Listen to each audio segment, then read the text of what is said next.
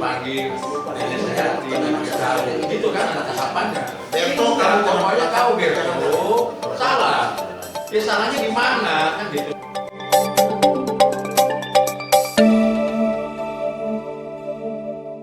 Halo, selamat sore Bapak-Bapak. Terima kasih sudah meluangkan waktunya untuk berdialog pada hari ini di channel kami di PPM dan LPRI channel. Kami perkenalkan dulu mungkin satu-satu dari mulai kiri ke kanan. Di sini ada Bapak Haji Muhammad Agus Jakaria sebagai anggota Watimpu siapa ya? Ya, selamat sore. Lalu ada Bapak Suryo Susilo, Sekretaris Watimpu. Selamat sore. Siap.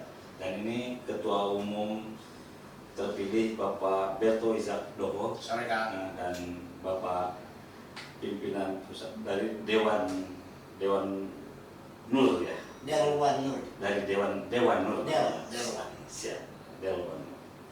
Mungkin sebelum lebih jauh kita diskusi, banyak yang penasaran dengan sosok ketumtu kelas balik ini seperti apa sih?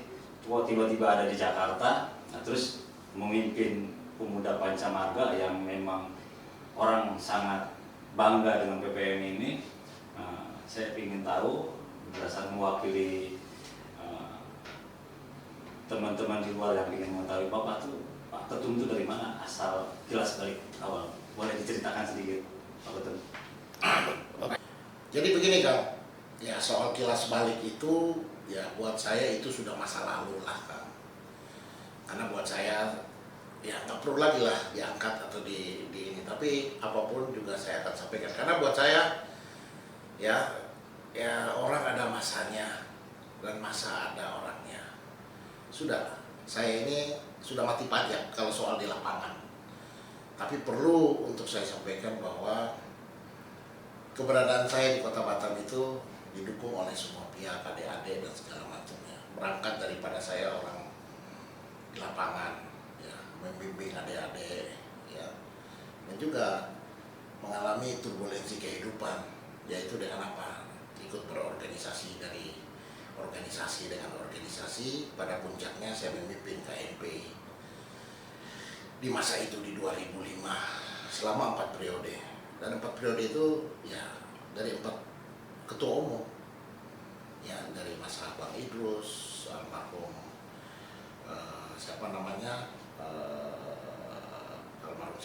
Pak Agus, bukan Hasanuddin Yusuf, kemudian masuk kepada Bung Doli, terus kepada beberapa ketua umum, dan terakhir saya ikut di bawah kepemimpinan Pak Rifai Darus sebagai ketua umum saya dan sekjennya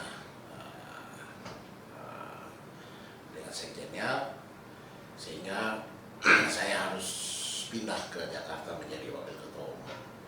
Ya memang dalam persyaratan itu 4 periode itu sudah kelamaan, tapi ya itu tadi yang tadi Akang bilang bagaimana saya di lapangan itu ya karena kebutuhan teman-teman untuk menjaga soliditas daripada KNP pada saat itu yang juga terjadi turbulensi. Dan kemudian saya masuk kepada pimpinan pusat, saya dipercayakan oleh Pak Rifai dan Sirajuddin sebagai sekjen untuk menjadi wakil ketua umum pada saat itu di DPP ya, di DPP KNP. Nah, DPP KNP ini sendiri cukup luas, dari berbagai macam organisasi ada di situ. Nah, saya mewakili daripada pimpinan pusat pemuda Pancamarga yang diusulkan. Nah, ini satu kebanggaan tersendiri bahwa kader PPM bisa menduduki posisi yang tertinggi, yaitu walaupun sebagai wakil ketua umum, tapi disitulah sebuah karir yang buat saya cukup di situ sudah alhamdulillah, gitu kan. Jadi saya tidak muluk-muluk, tapi menjadi wakil ketua umum di DPP KNP itu sesuatu yang buat saya adalah luar biasa. Kira-kira begitu kan. Ini ketua saya menjadi saksi, menyaksikan sendiri bagaimana proses perjalanan pemilihan ketua umum 2024-2029 begitu harmonis, begitu lancar, semua berjalan dengan baik. Ketum terpilih secara aklamasi, meskipun sebelumnya ada yang usulan memajukan Bapak Agus kalau nggak salah waktu itu, tapi karena kejiwabesaraan Pak Agus akhirnya menyerahkan semuanya suaranya untuk Pak Ketum. Di satu sisi perjalanan proses pemilihan ini lancar, bagus, dan namun di satu sisi ada riak-riak perjalanan PPM dari pihak yang tidak menginginkan Ketum kembali untuk menjadi ketua. Bisa diceritakan seperti apa sih kronologisnya? Ya, jadi begini Kang, sekali lagi tentu saya selaku ketua umum terpilih paling utama dan terutama itu memanjatkan puji syukur kepada Tuhan Yang Maha Kuasa. Oleh karena maka di forum yang terhormat itu 22 PD memberikan suara penuh untuk memilih saya menjadi ketua umum terpilih tahun 2024-2029. Dan hal ini juga tidak lupa saya ucapkan banyak terima kasih kepada para senior yang dalam hal ini Wantipus, dan juga dengan para ketua PD se-Indonesia yang dalam ini 22 PD ya, yang menjadi peserta dalam memberikan suaranya dan meminta saya kembali untuk memimpin PPM ini untuk yang berikut di 2024-2029. Iya kan, jadi perlu saya jelaskan. Tapi sebelumnya saya masuk kepada substansinya, saya ini didampingi oleh Pak Agus Zakaria. Pak Agus Zakaria ini beliau adalah sekjen 2 periode, ya, sekjen 2 periode di masa kepemimpinan ketua umumnya Pak Edi Nodang, ya. Dan beliau sekarang menjadi bagian daripada anggota Wantipus. Nah, di samping saya ini adalah sekretaris Wantipus, yaitu Bapak Suryo Susilo, ya. Nah, beliau yang ikut mengomandai daripada Wantipus ini sendiri. Nah, kemudian di sebelah kiri saya ini Pak Dewan Nur, beliau adalah sekjen saya, ya, pada periode 2019-2024. Nah, ini perlu saya kenalkan dan saya memberikan ruang dulu kepada Sekretaris Wantipus untuk menjelaskan sedikit atau menjelaskan beberapa poin, ataupun Pak Agus menjelaskan beberapa poin sebelum masuk kepada kondisi yang terjadi dinamika di Munas ke-10 yang kita lakukan di Kota Batam, ya. Mungkin Pak Agus atau Pak ini yang bisa menjelaskan dulu sebelum awal masuk kepada Munas tersebut. Terima kasih Pak Ketum ya. Kalau kita menganalogkan PPM ini kan satu keluarga besar daripada Legiun Veteran Republik Indonesia. Itu kan keluarga besar, ada ibunya namanya Fiberi, ada anaknya PPM. Anaknya ini kan sudah dewasa, sudah berdiri sendiri, sudah mandiri dalam rangka membina, kalau kita melakukan rumah tangga, dalam rangka membina rumah tangga yang sakinah mawaddah warahmah, kan gitu kan? Jadi dia punya independensi, dia punya aturan, dia punya ketentuan yang dia atur berdasarkan hukum perundang-undangan yang berlaku. LPR kita akui dan tidak bisa kita pungkiri bahwa dia adalah orang tua kita, gitu kan? Tetapi karena kita sini sudah mandiri, sudah berkeluarga, sudah bisa mengatur dan mengurus diri sendiri, kita juga punya aturan gitu loh. Jadi LPRI ini tidak bisa lagi, Legiun Veteran tidak bisa lagi terlalu jauh ikut campur terhadap anak-anaknya ini. Kalau dia misalnya anak-anaknya itu keliru, salah, ataupun berbuat sesuatu yang tidak sesuai dengan aturan, dia kan bisa panggil, karena kita anaknya, pada orang tua kita hormat. Dia panggil, dinasehati, dia beritahu, nah kamu ada hal yang keliru, gitu kan? Ini kalau anak rumah tangga kan begitu. Ini nggak bisa langsung seenak-enaknya walaupun dia orang tua, terus memutuskan mata rantai seperti itu aja. seolah-olah Ketua Umum Berto ini ada kesalahan, kan gitu kan? Pak Mantiri beserta seluruh jajaran LVRI, di situ ada Pak Joko dan pengurusan lainnya, melakukan langkah-langkah yang tidak sesuai dengan fungsi sebagai pembina, sebagai orang tua. Yang tadi saya analogkan, mesti kalau ada kesalahan anak dipanggil, dinasehatin, diberitahu, gitu kan, ada tahapannya. Ini enggak, pokoknya kau Berto salah. Ya salahnya di mana, kan gitu, salahnya di mana? Kan mesti jelas salahnya. Berto ini tidak pernah punya kesalahan. Aspek kesalahan kan ada dua, aspek hukum ketatanegaraan, dia tidak pernah melanggar ketentuan atau perbuatan-perbuatan yang melanggar hukum ketatanegaraan. Aspek organisasi, dia tidak pernah melanggar ADART PPM. Jadi tidak pernah bisa dikatakan dia punya kesalahan, kan gitu. Nah ini kan sesuatu yang dicari-cari oleh Ketua Umum LPRI Pak ABL Mantiri, kan gitu, sama Pak Joko dan seluruh perangkat LPRI. Jadi kita dari One Team Push dan dari pimpinan pusat, kemudian dibentuklah tim 7 sudah mendapatkan hasil disampaikan, nanti lebih jelasnya dari Sekretaris One Team Push. Jadi kalau kita berdiri tegak lurus, ya di luar Bang Yusuf Faisal karena punya kepentingan, ya kita kan menegakkan aturan. Kita independen dalam arti kemandirian, dalam arti punya institusi, dalam arti punya aturan sendiri, kan gitu kan? Ini mesti ditafsirkan, bukan berarti terus kita diatur-atur terlalu jauh. Saya paling nggak suka dan paling tidak bisa terima kalau terlalu jauh diatur-atur dalam arti melanggar aturan. Kalau kita salah nggak apa-apa, tapi kan kita nggak pernah salah, atau Bung Berto kan tidak pernah salah. Makanya kita One Team Push itu nggak lurus untuk bersama-sama Bung Berto melaksanakan munas PPM yang di Batam. Saya pikir itu pandangan saya. Jadi saya analogkan ini satu rumah tangga. Anak yang sudah berumah tangga, yang sudah punya aturan sendiri, yang sudah punya ketentuan sendiri, biarlah dia berdiri sendiri agar bisa membina rumah tangganya yang sakinah mawaddah warahmah. Kira-kira begitu analognya. Saya pikir gitu.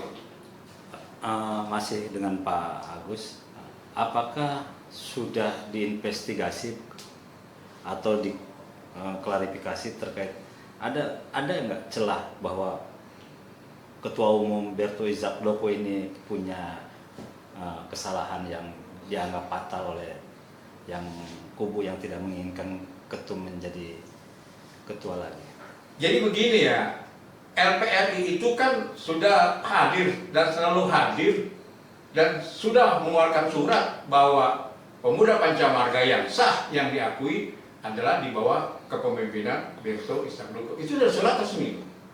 Rapim 1, Rapim 2, Rapim 3 itu kan selalu dihadiri oleh PP LPRI yang memberikan sambutan, itu ada bukti tertulisnya kan gitu. Tapi kenapa tiba-tiba di ujung seolah-olah Berto punya kesalahan? Itu yang harus kita cari, harus kita tahu. Sampai ini nggak diketemukan kesalahannya apa. Hanya ketidaksukaan aja. Yang kalau ketidaksukaan itu kan relatif Pak. Yang penting aturannya ada yang dilanggar nggak. Itu loh. Yang saya sesalkan itu sama LVRI di bawah kepemimpinan Pak ABL Mantiri, Pak Joko sekjennya. Dan saya lebih menyesalkan lagi sikap Yusuf Faisal sebagai senior, sebagai pendiri yang awalnya sama-sama sama kita, sama sampai tim 7, tiba-tiba dia melepaskan tanggung jawabnya, kan begitu kan? Dalam apa sih kepentingan anaknya mau jadi ketua umum, kan gitu. Kalau mau gitu dari awal aja, nggak usah kayak gitu. Dan kita bilang komit, Bang Yus janganlah mendukung apa yang dilakukan oleh LPRI kalau mau bikin munaslup, karena Bang Yus sudah kesepakatan dengan tim 7 ini. Tiba-tiba dilepaskan semua itu tanggung jawabnya, dia maju. Ya kan gitu, lepas itu pribadi dia, tetapi itu hal yang tidak baik dalam pendidikan politik untuk kepentingan PP masa depan ya. Ini Bung Berto ini kan harus kita banggakan ya, Bung Berto ini kan cucu veteran yang sudah melalui tahapan tadi dikatakan aktif di beberapa ormas termasuk KMPI yang sudah Lemhanas Pak. Yang ikut Lemhanas di PPM itu baru 5 Pak. Nih, Arif Rukyat, mantan sekjen PPM sebelum saya, dia itu kan terakhir deputi Menko Polhukam, gitu kan? Buat dokter Rahmat Santika, dulu deputi Menteri Pemberdayaan Perempuan. Kemudian Aris Ali Murfi, almarhum, gitu kan? Terakhir katanya Yusuf Faisal juga, kan gitu kan? Dari mana? Baru Berto. Bisa dibayangkan Pak, dari ribuan kader PPM itu cuma 5 ikut Lemhanas, kan tidak sembarangan dan tidak gampang ikut Lemhanas. Mestinya PPM itu, LPRI itu maksudnya harus dibanggakan loh. Ada anak veteran, ada cucu veteran yang sudah melalui tahapan kepemimpinan itu yang sudah lemanas, sehingga dia menjadi calon pemimpin masa depan. Bukan diobok-obok, diacak-acak kan gitu. Itu harus dipelihara, harus dijagain loh gitu, dijagain, dituntun hingga dia bisa menjadi pemimpin masa depan. Itu loh tahapannya yang kita inginkan dari Legiun Veteran. Bukan terus dipatah-patahin begitu. Itu kan bukan mendidik, Pak. Jadi gitu. Itu menghancurkan namanya, Pak. Menghancurkan anak veteran, menghancurkan cucu veteran, berarti kan menghancurkan veteran, Pak. Warna memberikan kesempatan kepada orang lain untuk bisa lebih berkiprah dong. Mesti kan kita lindungin, kalau dia salah kita lindungin, apalagi nggak kesalahan. Kira-kira gitu. Siap. Pak, secara aturan, main ADART atau maupun aturan hukum bisa dipaparkan Pak terkait pemilihan Pak Berto Wijakloko ini seperti apa Pak? Baik, terima kasih atas pertanyaannya.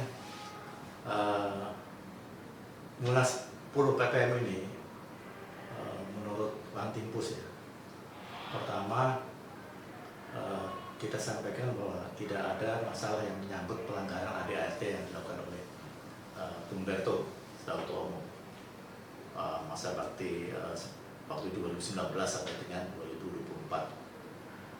Selain itu juga di dalam Munas ini itu ada komisi yang membicarakan validitas, melakukan uji validitas terhadap skep KPRI. Jadi kami ini tidak berdasarkan like and dislike ya, suka atau tidak suka atau bersifat personal. Kita semua kita kembalikan pada aturan main, yaitu ADART. Jadi di ADART PPM sudah diatur bahwa bagaimana menyelenggarakan Munas, bagaimana menyelenggarakan Munasus, dan bagaimana maksud saya menyelenggarakan Munaslup. Jadi kembali ke tadi, Munas 10 ini tidak ada masalah. Selain dari sisi ketum sendiri selaku pelaksana atau ketua umum, juga dari sisi kepesertaan. Jadi Munas itu diikuti oleh peserta terdiri dari unsur Wantimpus, unsur pimpinan pusat dan unsur pimpinan daerah. Di mana quorum untuk Munas ini adalah 50/1 untuk Munas. Dan dari kegiatan dilaksanakan oleh Ketua Umum PPM ini untuk melakukan konsolidasi organisasi sudah terbentuk 31 pimpinan daerah. Nah, dari 31 pimpinan daerah ini hadir 22 pimpinan daerah. Jadi ini sudah melebihi quorum.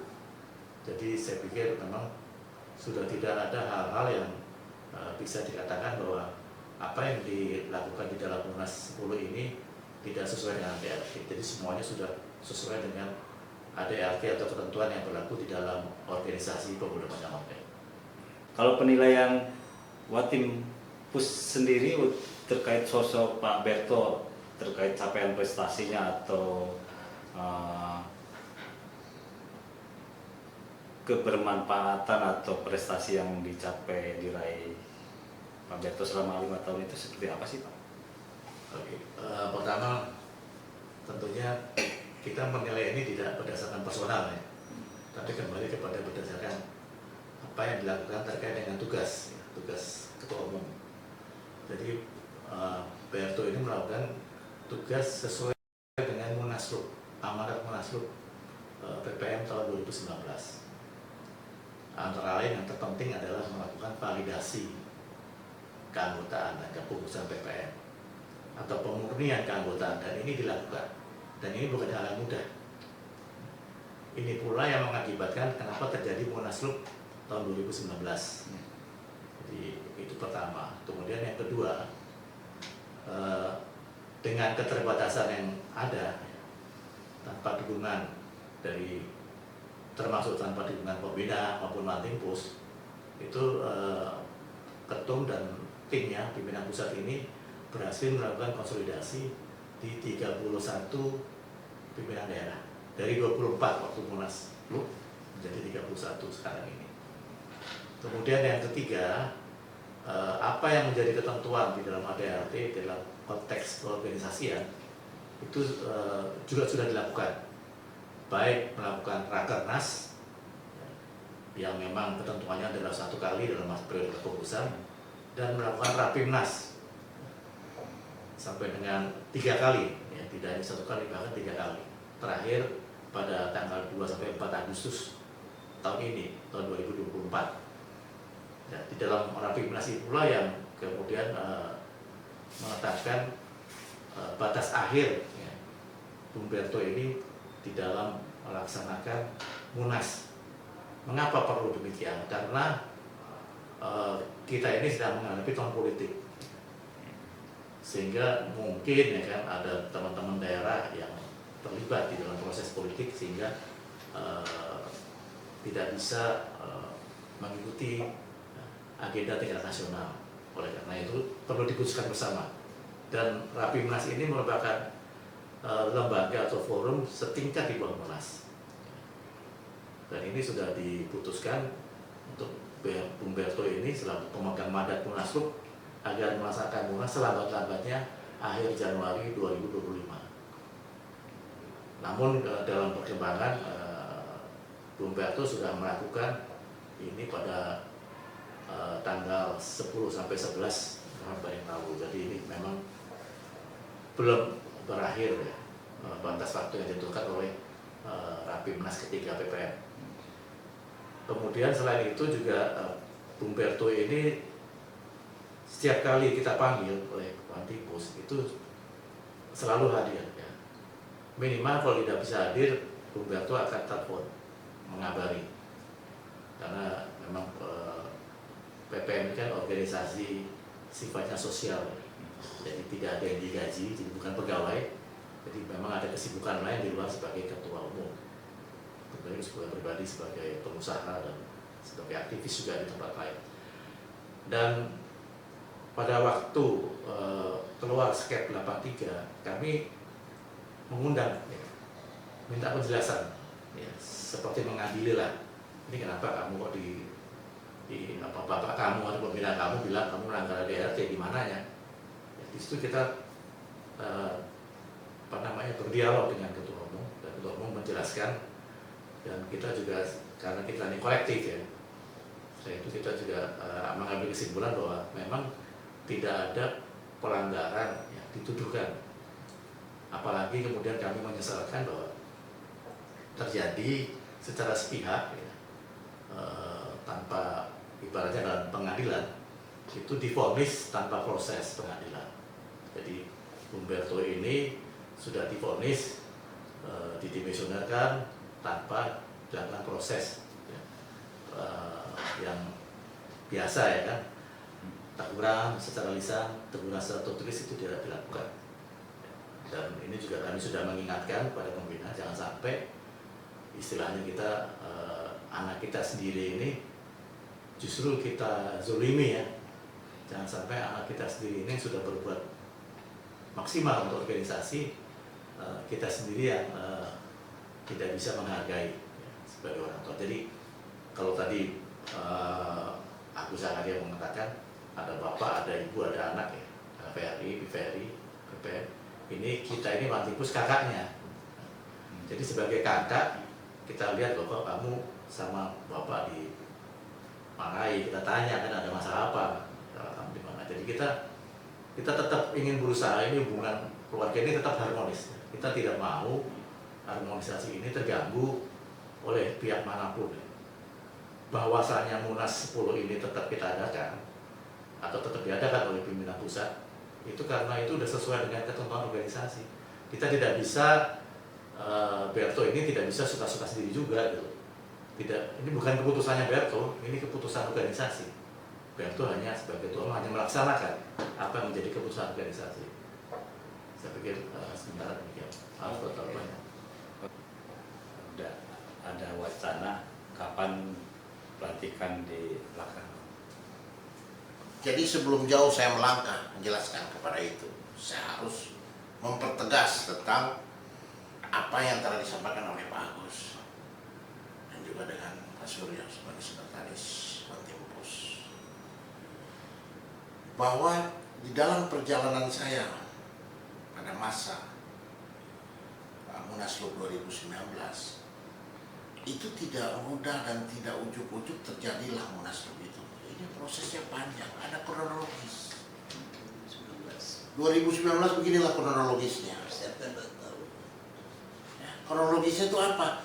Mulai semua yang ada, mulai peringatan, adanya surat menyurat daripada DPP Elveri pada saat itu, ya, surat tugas, terus komunikasi antara DPP Elveri itu dengan Panglima TNI, dengan Kasat, ya, untuk membicarakan tentang perjalanan PPM-nya sejauh ini adalah terjadi sesuatu. Ya, tidak ujuk-ujuk. Bagaimana DPP Elveri harus turun ke daerah, ya, untuk menanyakan kondisi yang terjadi pada saat itu.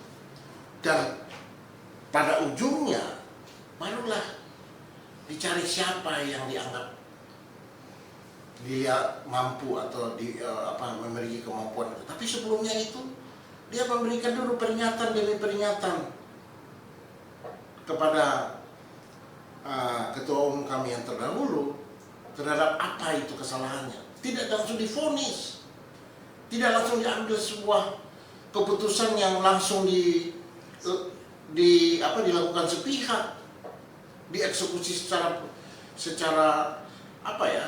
sepihak bahwa melakukan sebuah kesalahan. Tidak seperti itu. Nah, ini yang maksudnya apa? Inilah orang tua kita yang dulu DPP Elveri pada saat itu, almarhum Bapak Rais Abin yang saya hormati, yang tentu saya cintai. Inilah orang tua yang seperti disampaikan oleh Pak Agus. Adanya pembinaan. Sudah salahlah anaknya, tapi masih diberikan ruang untuk dia memberikan bela diri. Diberikan ruang untuk untuk dia melaksanakan lagi perpanjangan masa jabatan untuk 1 tahun kemudian. Jadi yang mana ini kalau kita anggap dia pembina? Gitu. Ya. Jadi saya harus menyampaikan dulu nih sebuah kronologis sampai kepada saya masuk kepada sebagai ketua umum hasil Munaslup 2019. Dan di situ juga supaya kita tahu bahwa keputusan Munaslup tahun 2019 itu adalah mengamanatkan saya dan teman-teman tentunya untuk melaksanakan satu, konsolidasi dan sosialisasi GSM 45. Itu perintah. Perintah kepada kami untuk melakukan konsolidasi. Nggak boleh main-main.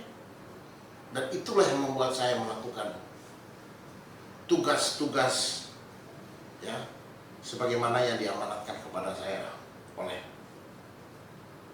almarhum Bapak Rais Abid sebagai ketua umum pada saat itu. Dan dilanjutkan kepada Bapak Saiful Suluh sebagai penggantinya. Yang ingin saya sampaikan di situ satu saja. Ini buat teman-teman yang tadinya, ya, bersama dengan saya dan SK-nya itu adalah SK saya. Ini saya harus jelaskan. Nggak mudah mereka mendapatkan SK itu.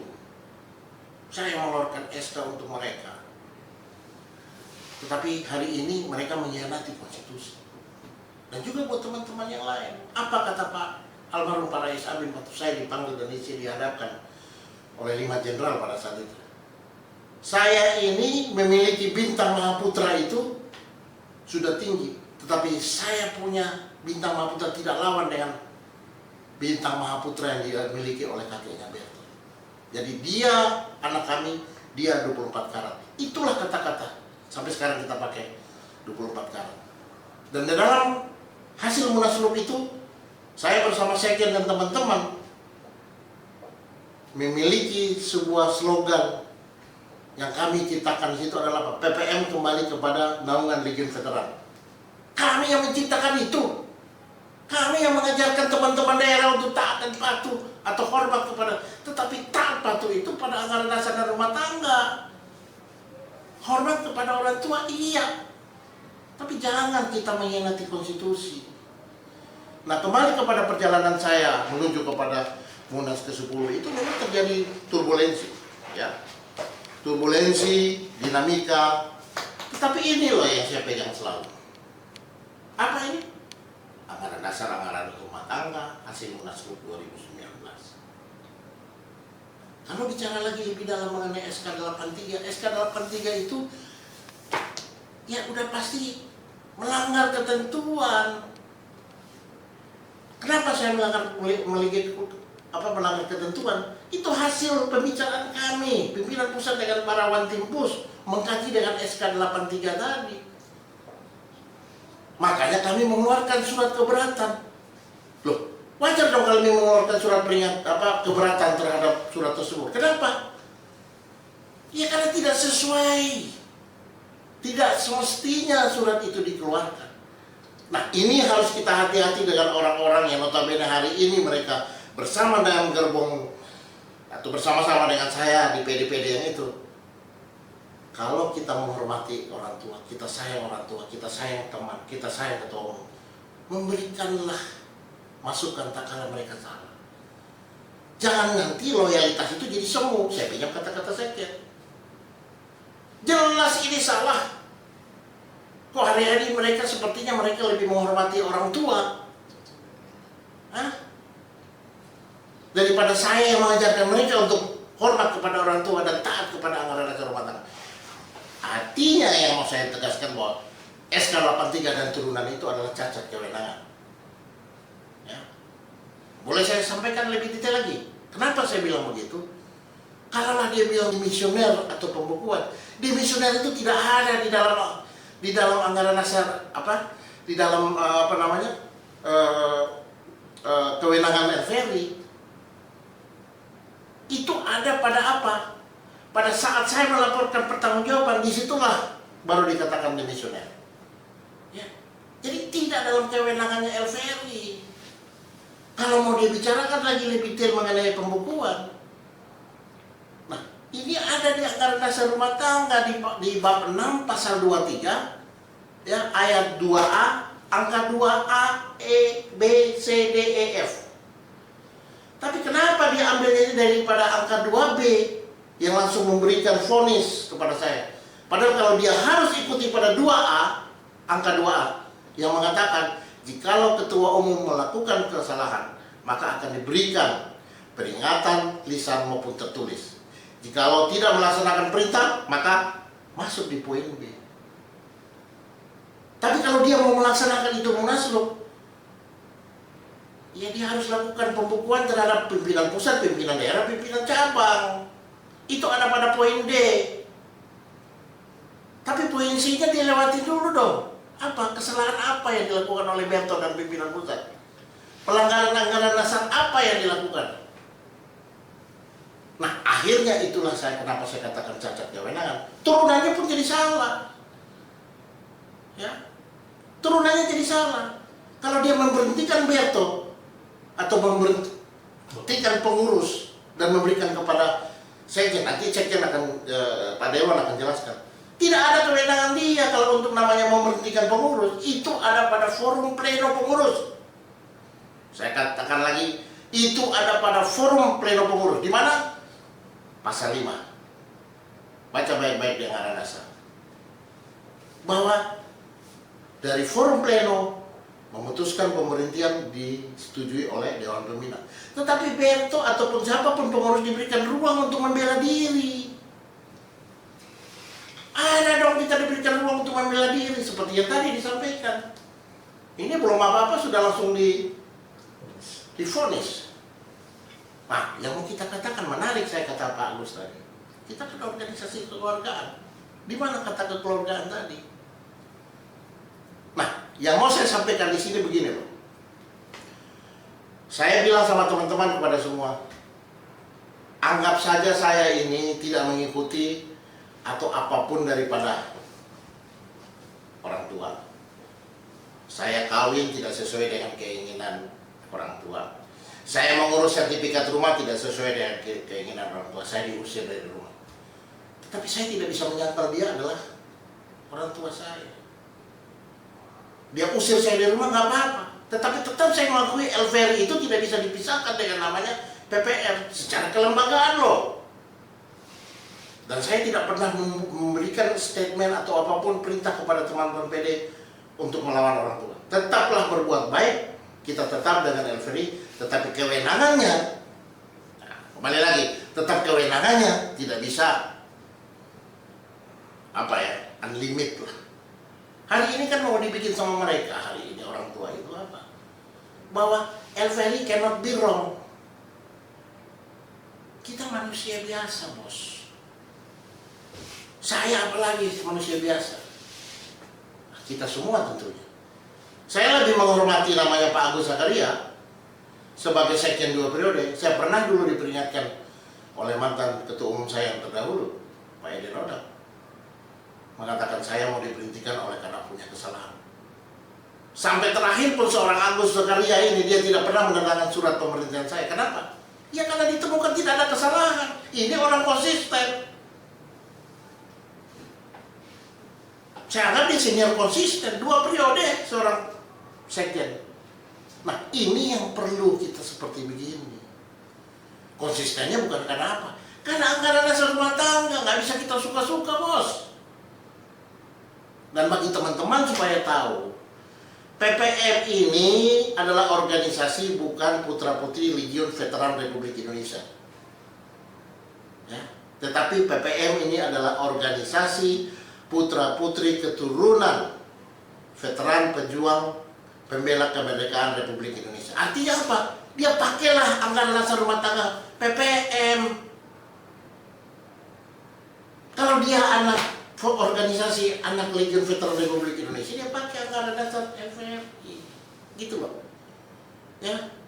Ya saya harap ini menjadi satu yang pencerahan buat teman-teman terutama yang melakukan.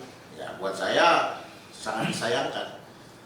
Akhirnya buat saya mereka menggadaikan integritas dan mengkhianati konstitusi.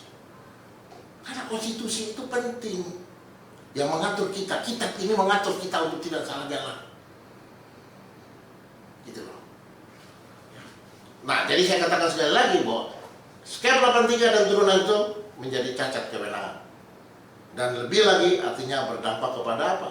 Tindakan di luar batas kewenangan. Ya, mungkin ini akan dikuatkan oleh ya Pak Dewan ini, sekjen saya pada 2019-2024 untuk menegaskan tentang itu. Bagaimana perjalanan SK83 itu? Pagi, itu kan ada tahapannya. Depok, Kalau tahu Depok salah. Ya salahnya di mana kan gitu.